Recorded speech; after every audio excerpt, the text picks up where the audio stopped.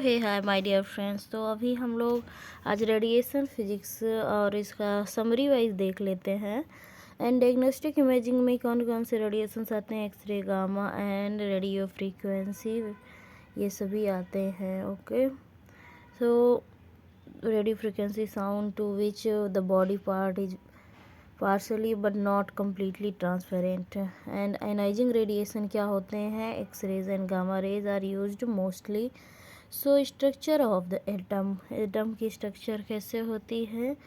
Neutron में relative mass 1 होता है, प्रोटॉन का, ये सब आप लोग को पता है, बेसिक चीज़ें हैं, देख लो। इलेक्ट्रॉन का जो वेट होता है प्रोटॉन का 1/1 1840 होता है। इसको electron minus and beta minus से भी रिप्रेजेंट करते हैं। Other positron 1/1 1840 +1 electron plus beta plus से इसको डिनोट करते हैं। अल्फा पार्टिकल का जो होता है वेट, ये होता 4, यानी इसका +2 होता है एटम रिलेटिव चार्ज, एंड इसको अल्फा से डिनोट करते हैं। And now the diameter of the nucleus of an atom is about 5 into कितनी होती है, 5 × 10 के पावर 15 मीटर होती है। डायमीटर ऑफ इंटायर एटम की जो होती है -10 मीटर होती है, 5 × 10 को -10, मतलब कि 1 लाइफ टाइम्स लार्जर होता है। And most of an atom is empty space, atom जो मोस्टली होता है वो एक एम्प्टी स्पेस होता है। Rutherford and Bohr model, an atom is massive partially charged nucleus surrounded by electron in orbit of the specific diameter.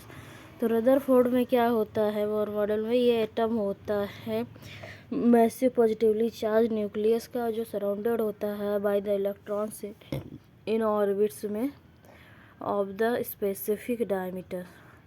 And nucleus has a positive electrical charge and contains almost all the mass of an atom. तो इसमें positive electrical charge होता है, ये contain करता है almost all the mass of an atom and made up of several types of particles, nucleons, only protons and neutrons consider. The proton has a positive electric charge numerically equal to the charge of electron and a neutron has 0.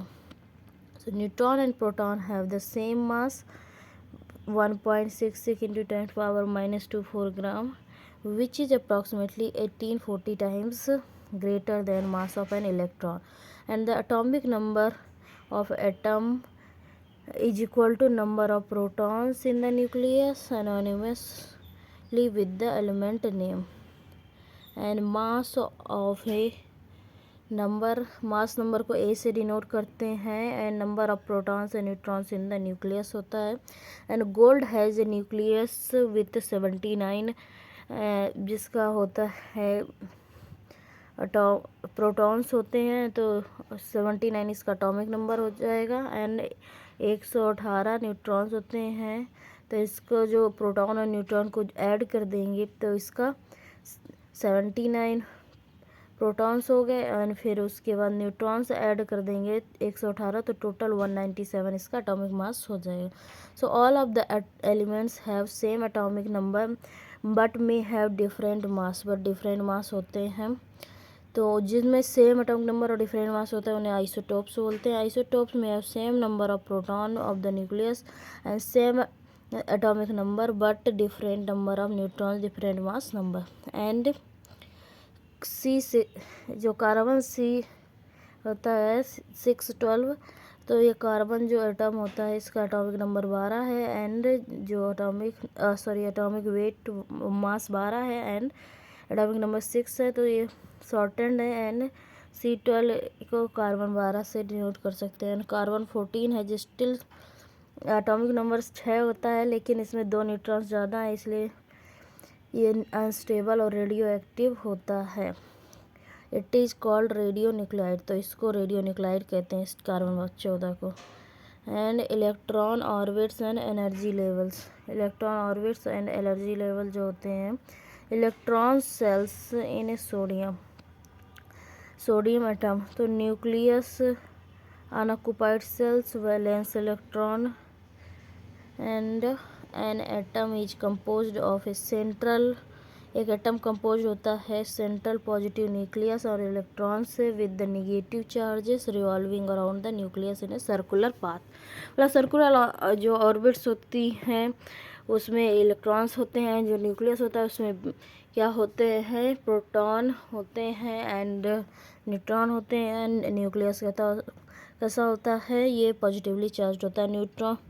Neutral atom contents an equal number of protons and electron. Neutral जो होता है उसमें बराबर संख्या होती है protons और electrons की, जबकि जो इलेक्ट्रॉन्स की ऑर्बिट्स होती हैं उसके के एल एम एन ओ ये सभी सेल्स होती हैं, सेल्स के नेम होते हैं। Further N atomic system allows 2 electrons in first orbit, 8 in second, 18 in third and 32 in fourth, 50 in fifth. इसका जो फार्मूला होता है 2n² होता है।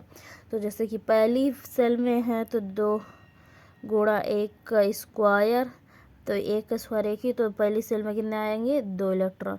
फिर इसी तरीके से जब दूसरे में होगा तो 2, फिर 2 का स्क्वायर, 2 दूनी 4 दूनी 8, तो इस तरीके से होता है। दूसरी सेल में 8 हो जाएंगे, फिर तीसरी सेल में 18, 32 देन 50। एंड इलेक्ट्रॉन इन के सेल इज कॉल्ड के इलेक्ट्रॉन। एल सेल में जो होते हैं उनको एल इलेक्ट्रॉन कहते हैं। एंड वैलेंस सेल किसे कहते हैं, आउटर मोस्ट जो सेल होती है उसे वैलेंस सेल कहते हैं। Concern with the chemical, thermal, optical, electrical properties of the element. और जो वैलेंस सेल होती है, आउटर मोस्ट सेल होती है, वही chemical, thermal, optical, electrical properties के लिए जिम्मेदार होती है। इन can't have more than 8 electrons called free electrons. और जो वैलेंस सेल होती है उसमें मोर देन 8 से ज़्यादा इलेक्ट्रॉन्स नहीं होते हैं, और इन्हें फ्री इलेक्ट्रॉन भी कहते हैं।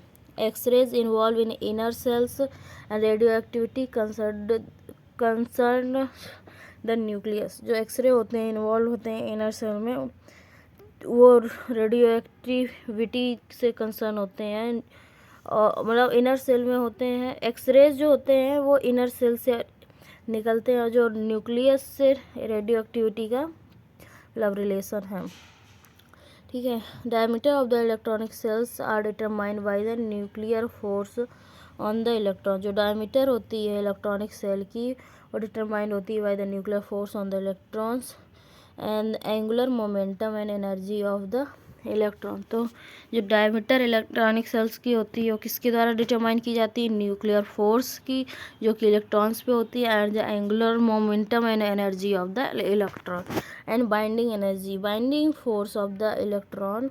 जो बाइंडिंग फोर्स होता है इलेक्ट्रॉन का वो attractive force between positively charge nucleus and negatively charge electron, जो कि क्या करता है, keeps the electron in the atom, जो कि एटम में रखता है इलेक्ट्रॉन्स को।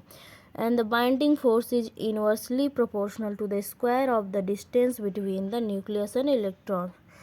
तो ये किसके स्क्वायर के, डिस्टेंस के स्क्वायर के इनवर्सली प्रोपोर्शनल होता है। सो आर यहाँ पे डिस्टेंस है, okay. And K electron has larger binding force than L electron, मतलब कि जो सबसे क्लोजली न्यूक्लियस के जो सबसे पास वाली ऑर्बिट होती है वो होती है के, तो उसकी सबसे ज़्यादा बाइंडिंग एनर्जी होती है। दैन फिर जो फर्दर की होती है उनकी उससे कम होती चली जाती है। And binding energy, the energy expanded in completely removing the electron from the atom against the attractive force of the positive nucleus. तो जो बाइंडिंग एनर्जी होती है, energy expanded in completely removing the electron from the atom, so against the attractive force of the positive nucleus, expressed in electron volts में expressed किया जाता है। never greater than 100 electron volt, ये कभी भी ज़्यादा नहीं होती है 100 इलेक्ट्रॉन वोल्ट से, okay. And now the binding energy depends on the shells and element. ये सेल्स के जैसे बाइंडिंग एनर्जी के सेल की ज़्यादा होगी, फिर उसके बाद एल की, उसके बाद एम की, ऐसे होता है। एंड द एलिमेंट के एटॉमिक नंबर के हिसाब से होगी बाइंडिंग एनर्जी, जिसका एटॉमिक नंबर ज़्यादा होगा उसकी बाइंडिंग एनर्जी भी ज़्यादा होगी, एंड इस तरीके से होता है। For example in the case of tungsten, इसका जो एटॉमिक नंबर है 74 है। Binding energy of different cells इसकी क्या होती है, जो के सेल की होती है वो 70 होती है, 69.5 के अराउंड होती है। एंड एल सेल की 11 एंड एम सेल की 2 होती है किलो इलेक्ट्रॉन वोल्ट में। तो इसमें सबसे ज़्यादा किसकी, के की है, फिर एल की है, फिर एम की है। So in the case of K shell, so binding energy of the different elements are, K shell में टंगस्टन का जैसे एटॉमिक नंबर ज़्यादा है तो इसकी 70 है बाइंडिंग एनर्जी। आयोडीन का 53 इसका एटॉमिक नंबर है तो इसकी 33 है बाइंडिंग एनर्जी। मोलिब्डेनम की 42 है एटॉमिक नंबर तो इसका कितना बाइंडिंग एनर्जी, 20। इन कॉपर का 29 है एटॉमिक नंबर तो इसका 9 किलो इलेक्ट्रॉन वोल्ट है। Okay, so an electron cannot have any more less than a cell energy, but electron may jump from one energy cell to another higher to lower energy cell। तो जो electron होता है वो jump नहीं कर सकता, can not have any more और less energy than shell energy, shell energy से ज़्यादा या कम एनर्जी नहीं एक्वायर कर सकता है, बट इलेक्ट्रॉन में है जंप कर सकता है एक एनर्जी सेल से अनदर एनर्जी सेल में, चाहे वो हायर हो चाहे lower. An electron movement to a lower energy shell, electron की जो मूवमेंट होती है लोअर एनर्जी सेल में results in the emission of energy, ये रिजल्ट करती है इमिशन ऑफ एनर्जी में। जब नीचे जाएगी तो इमिशन होगा and emitted energy is equal to the difference in the binding energy between the two shells, और जो दोनों सेल्स के बीच में बाइंडिंग एनर्जी का डिफरेंस है वही एनर्जी इमिट होगी। So the energy may take the form of an X-ray photon, और फिर वही जो होता है एनर्जी जो होती है वही फॉर्म ले सकती है एक्सरे फोटोन का।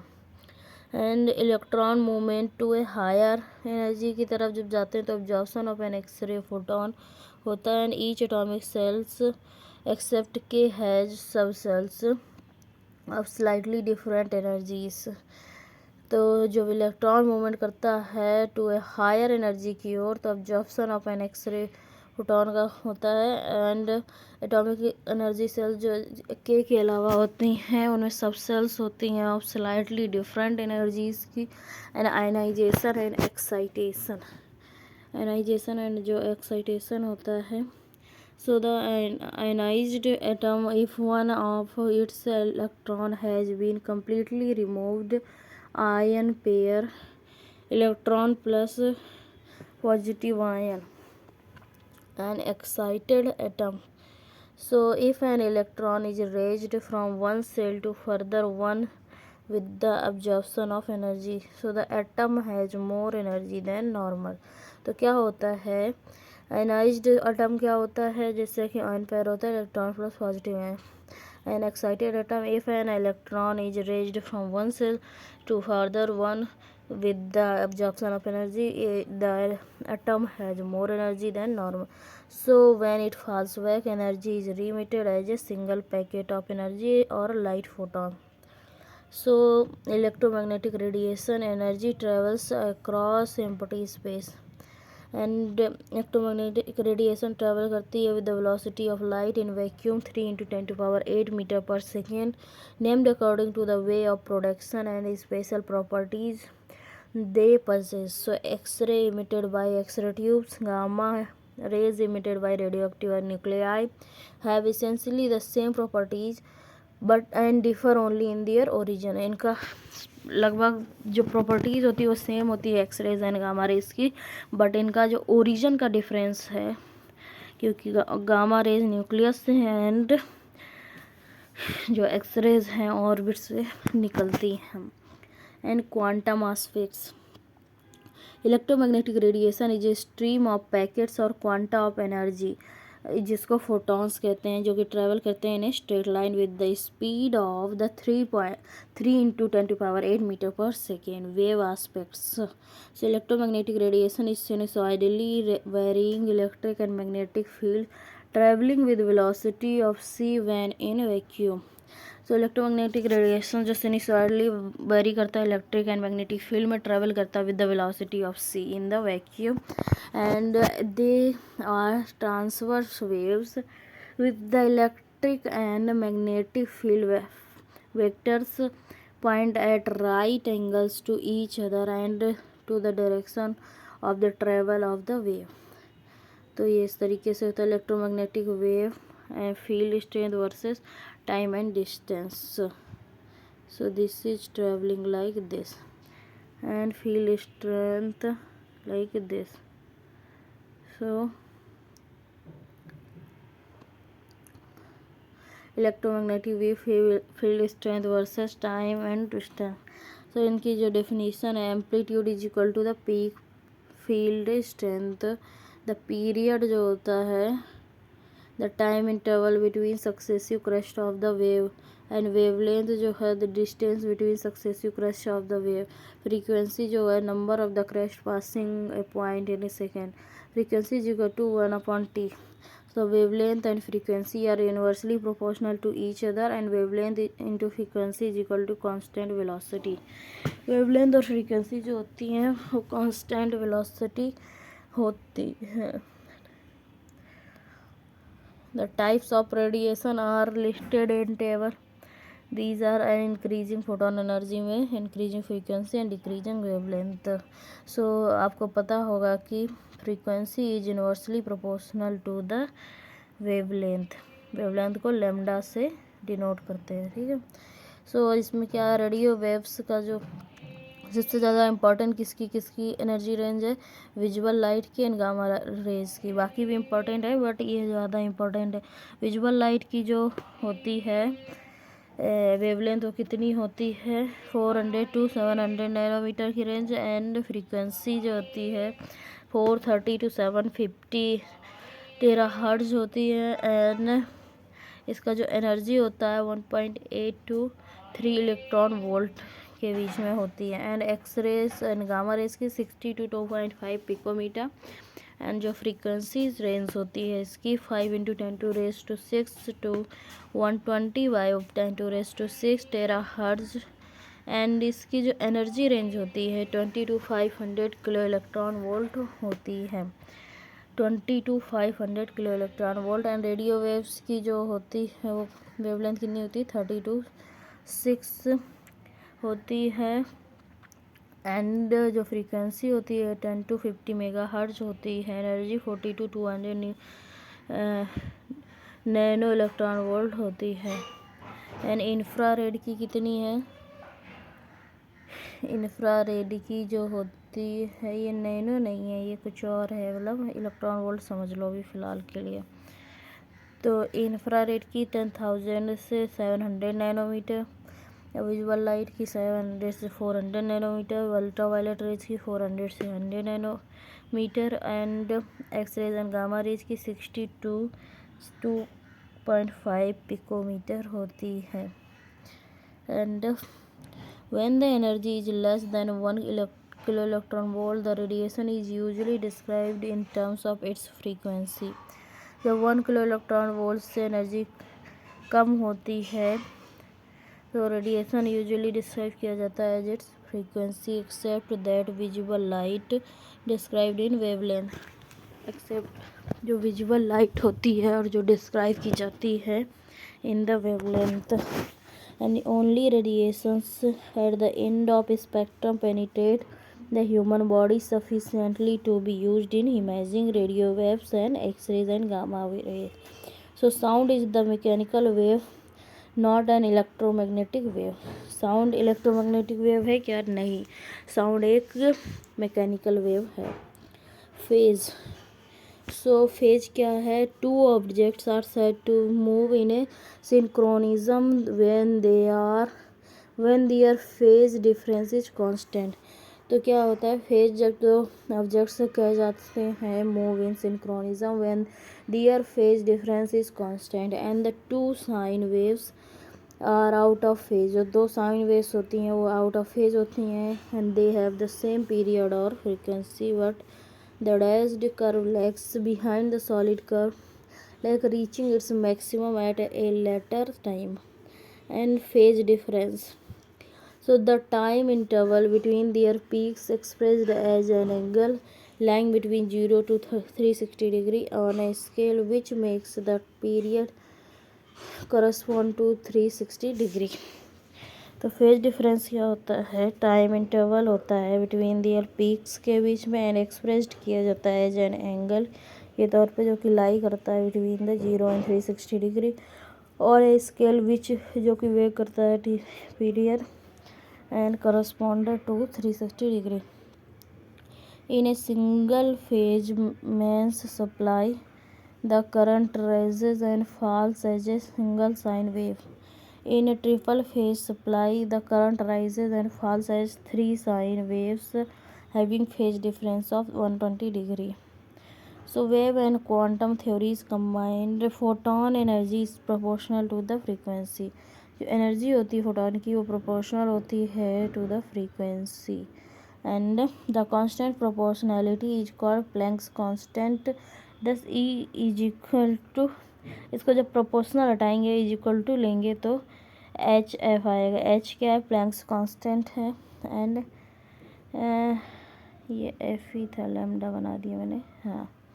सो since frequency is universally proportional to the wavelength, so also photon energy, so also is photon energy and is equal to 1.24 upon lambda in nanometre. And blue light की जो wavelength होती है 400 nanometre होती है, and इसकी energy 3 electron volt होती है। Typical X rays and gamma rays की 0.1 नैनोमीटर, एंड एनर्जी जो होती है 140 किलो इलेक्ट्रॉन वोल्ट होती है। सो यहाँ पे आप लोग देख सकते हैं number of photons, photon fluence, then cross section, and यहाँ पे sum of energies upon D, ये एनर्जी इलेवेंस दिखाया जा रहा है। तो इंटेंसिटी के बारे में देख लेते हैं हम। So radiation travels in straight line में ट्रेवल करता है, जिसको रेस कहते हैं। Radiation radiating in all directions from point source, and beam क्या होता है, a collimated set of rays, and the photon fluence at the point, photon fluence at the point क्या होता है, number of photons per unit area passing through the cross section in the तो photon fluence at the point क्या होता है, जो number of photons होते हैं पर यूनिट एरिया में वो पास करते हैं through the cross section in the time, and the energy fluence at the point. So the total amount of energy is the sum of energies all the individual photons per unit area passing through the cross section in time. So the energy fluence at the point is equal to beam intensity. Beam intensity को और क्या बोलते हैं, energy fluence at point is total amount of energy per unit area passing through the cross section per unit time. So इसको किस में measure करते हैं, वाट पर स्क्वायर मिलीमीटर में। Intensity is proportional to the square of amplitude. Intensity जो होती है proportional किसके होती है, स्क्वायर ऑफ एम्पलीट्यूड के, and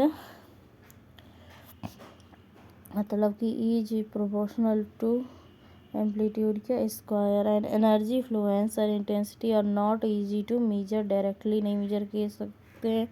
instead and easier indirect measurement is made. Air kerma instead of energy fluence, तो air kerma जो होता है वो एनर्जी फ्लुएंस का एक मेजर टाइप है, and air kerma instead of intensity, और एयर कर्मा रेट जो है वो इंस्टीड ऑफ इंटेंसिटी का होता है। सो इनवर्स स्क्वायर लॉ क्या है, तो इनवर्स स्क्वायर लॉ जो होता है वो है the intensity of the radiation is inversely proportional to the square of the distance from a point source. तो जो इंटेंसिटी होती है रेडिएशन की वो इनवर्सली प्रोपोर्शनल होती है to the square of the distance from the point source. when distance is changed, new intensity upon old intensity is equal to old distance square upon new distance square। तो इसको कैसे denote करते हैं हम, इसको ऐसे लिखते हैं जैसे कि new intensity I naught upon old intensity is the I is equal to तो ओल्ड डिस्टेंस जो है वो डी अपॉन न्यू डिस्टेंस है डी नॉट का whole square, and whole square. तो इस तरीके से होता है। तो इसका जो होता है I is inversely proportional to 1/d²। एक मिनट, जिसमें इसका क्या है, intensity is inversely proportional to distance. तो आप लोग ने देख लिया, ठीक है।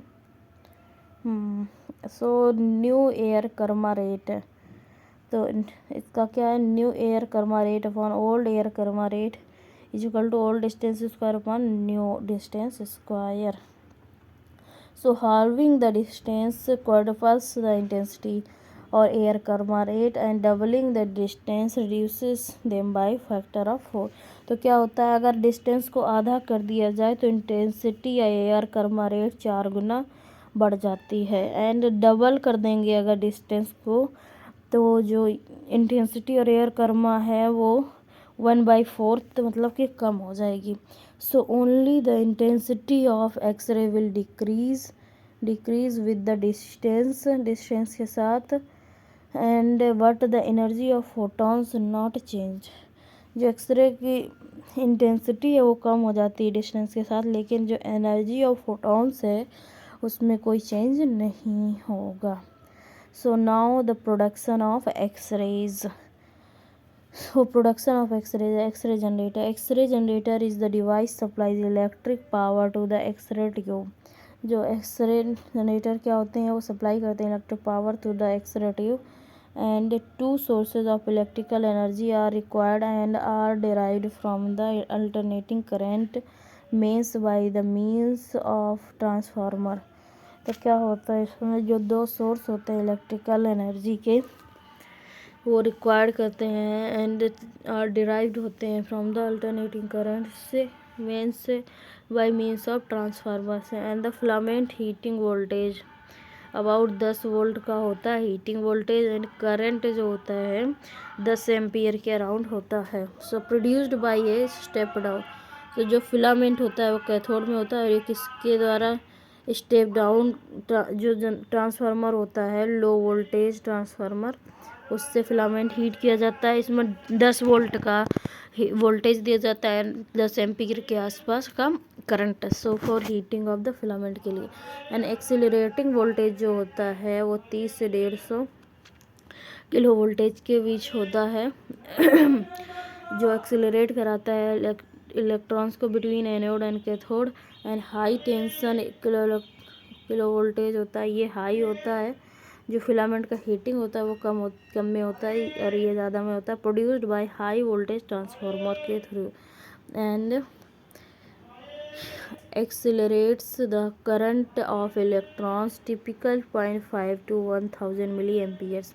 एक्सिलरेट करता है करंट ऑफ इलेक्ट्रॉन्स, और इसमें कि करंट कितना होता है 0.5 to 1000 मिली एम्पियर के बीच होता है। फ्लो करता है between the anode and cathode. And tube current measure किस में होता है, मिली एम्पेयरेज में। And M A is controlled by varying the filament temperature. M A को फिलामेंट टेम्परेचर में वेरी करके कंट्रोल किया जा सकता है। ए स्मॉल इंक्रीज, जो थोड़ा सा अगर इंक्रीज कर दें फिलामेंट टेम्परेचर तो वोल्टेज या फिर करंट में लार्ज इंक्रीज होगा इन द ट्यूब करंट में। अगर स्मॉल इंक्रीज फिलामेंट टेम्परेचर या वोल्टेज या करंट में कर देंगे तो जो लार्ज इंक्रीज हो जाएगा ट्यूब करंट में। And KV and MA can be varied independently in X ray set. और जो केवी और एमए होते हैं वो इंडिपेंडेंटली एक दूसरे से, मतलब कोई बिना घटाए बढ़ाए एक दूसरे को चेंज कर सकते हैं एक्सरे में। And anode and cathode voltage जो होता है उसको केवीपी किलो वोल्टेज पीक बोलते हैं, या फिर केवी किलो वोल्टेज बोलते हैं।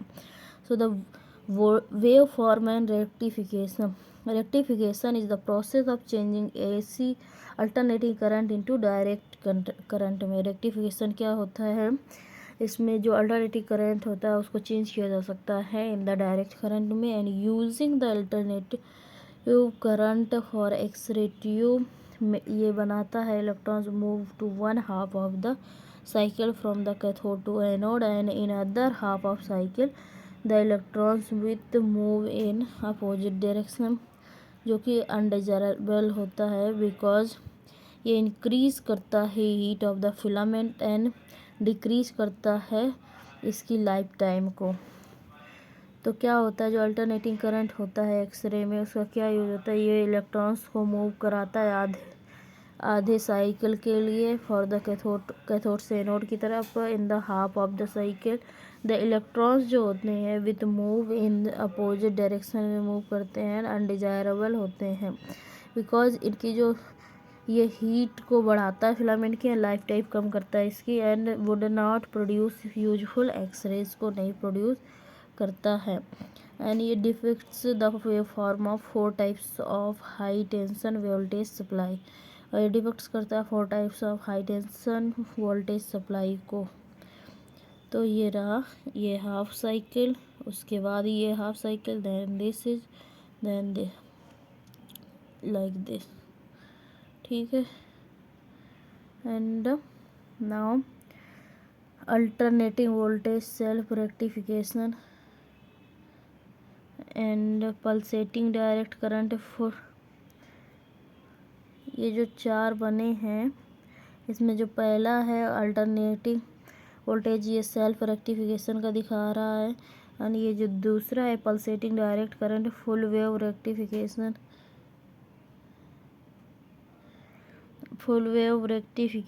Single phase. एंड तीसरा जो इसमें है ये क्या है, constant potential which is steady direct current with a small ripple from 3 phase generator, and ये रिपल आ रहा है। एंड जो फोर्थ है like this is the high frequency which is steady with the direct current with negligible ripple, इसमें कोई ripple नहीं है।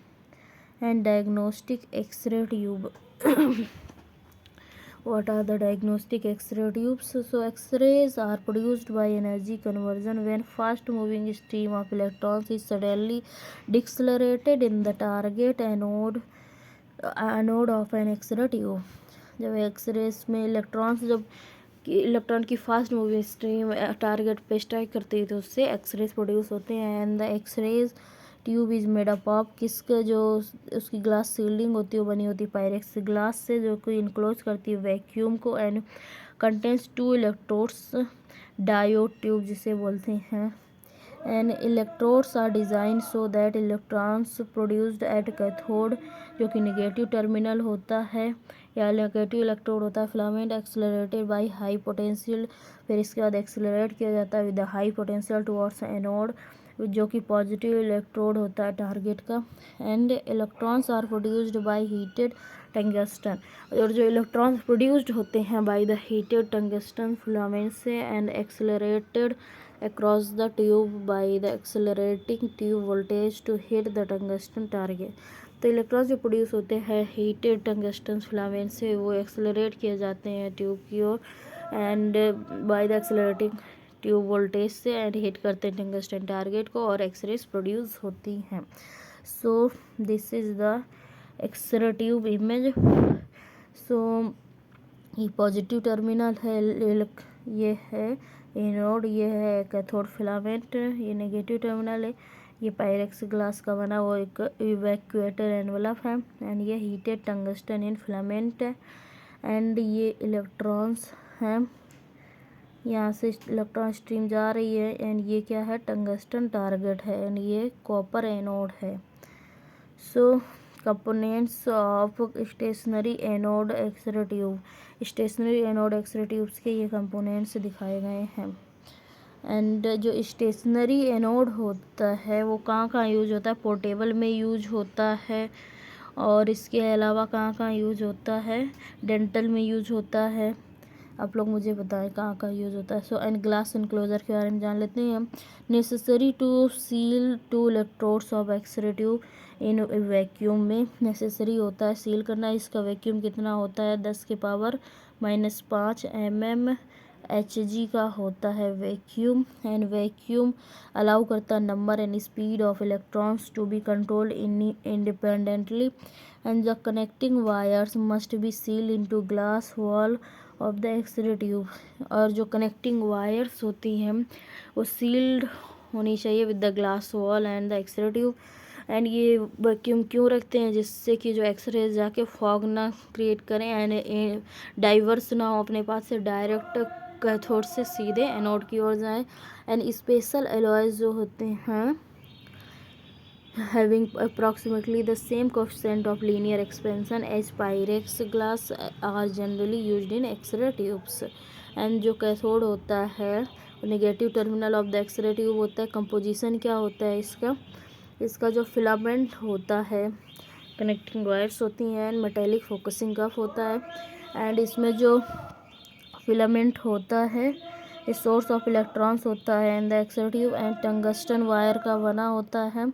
ये 0.2 मिलीमीटर डायमीटर का क्वाइल्ड होता है in vertical spiral 0.2 centimetre in diameter and 1 centimetre की इसकी जो लेंथ होती है। एंड कनेक्टिंग वायर्स होती हैं, मेटेलिक फोकसिंग कफ होता है।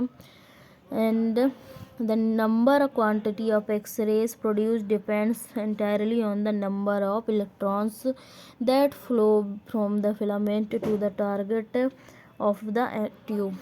तो जो number of quantity of X rays होती है जो कि प्रोड्यूस्ड होती है, डिपेंड्स करती है entirely on the number of electrons flow from the filament to the target.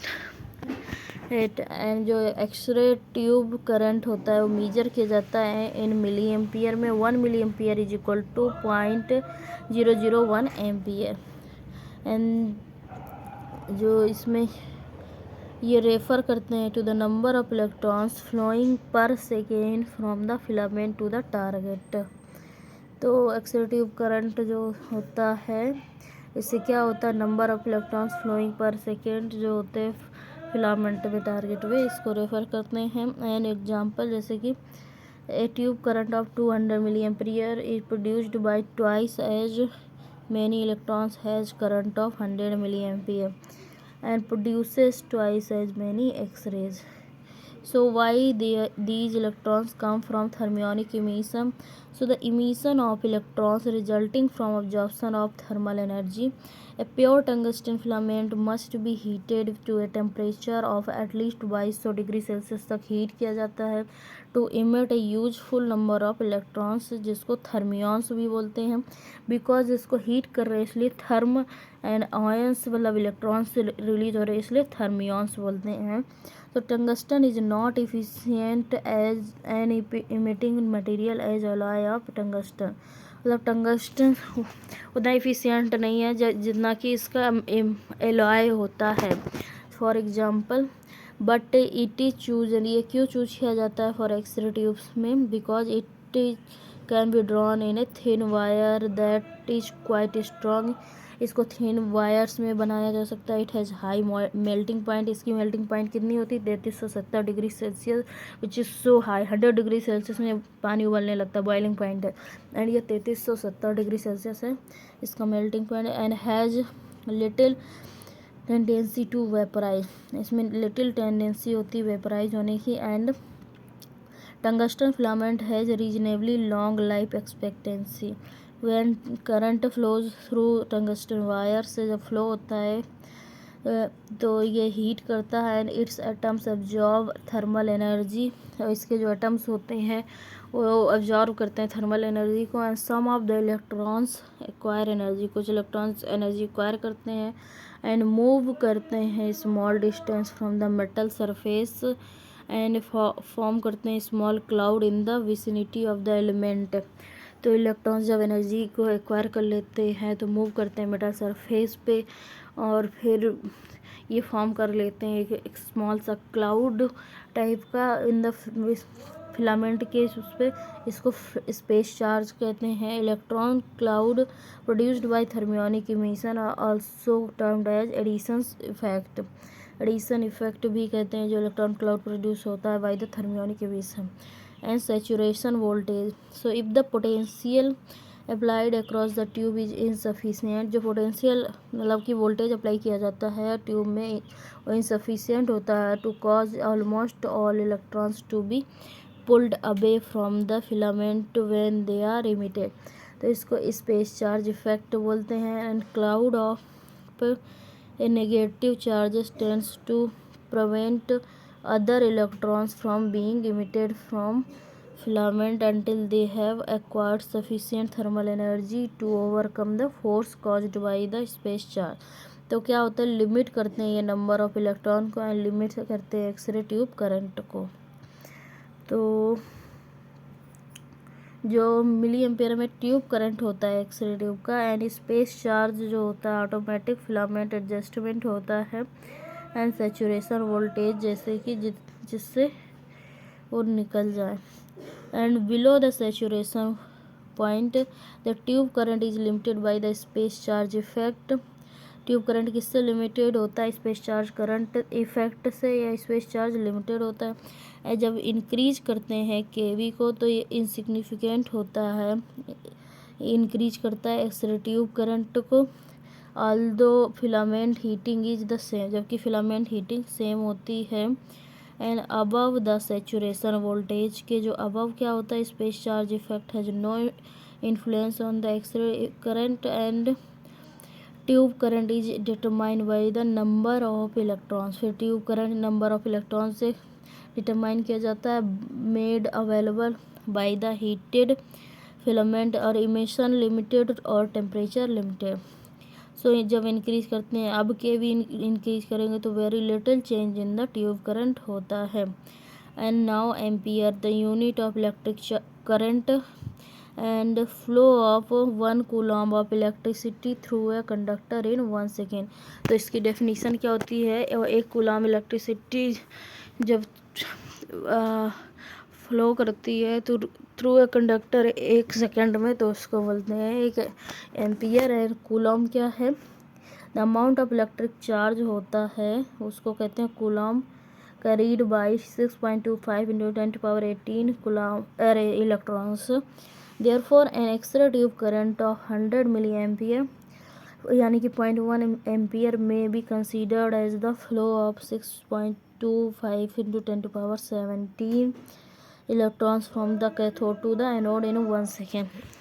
तो इसमें ऐसे समझ लीजिए जैसे कि अगर 100 मिली एम्पियर का करंट दे रहे हैं, यानी कि 0.1 एम्पियर का करंट अगर दिया जा रहा है, तो इसमें 6.25 × 10⁻17 इलेक्ट्रॉन्स कैथोड से एनोड की तरफ जाएंगे 1 सेकेंड में।